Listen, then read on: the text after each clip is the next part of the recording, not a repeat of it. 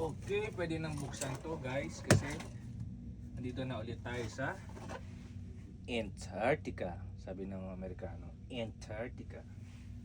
So, ayan, welcome back Antarctica. After 4 days, yeah. Kasi sa isang cruise, 2 days pa uwi ng Argentina, ng Ushuaia. And then, palit ng guest.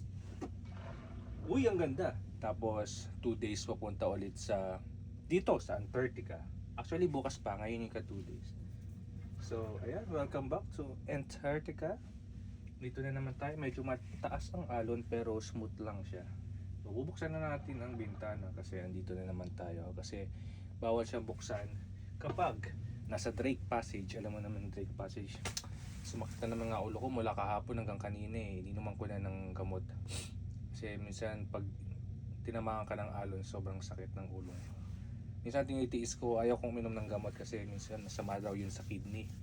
Lalo na yung ininom ko kasi is Dolphinal. Ay, Dolphinal ba? Advil, masama daw. Malakas daw ang ano nun.